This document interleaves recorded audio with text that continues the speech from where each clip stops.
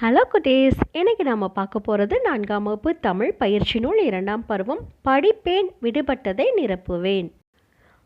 ஆறு மணல் சங்கு, ஆற்று மணலில் சங்கு. வீடு தோட்டம் மரம், வீட்டு தோட்டத்தில் மரம். கொடி மலர் வண்டு, கொடி மலரில் வண்டு. பாறை குகை சிங்கம், பாறை குகையில் சிங்கம். மரம் குருவி கூடு, மரத்தில் குருவிக்கூடு. என்ன குட்டீஸ், இந்த வீடியோ பார்த்தீங்களா? கண்டிப்பாக இந்த வீடியோ உங்களுக்கு ரொம்பவும் பயனுள்ளதாக இருந்திருக்கும் நம்புகிறேன்.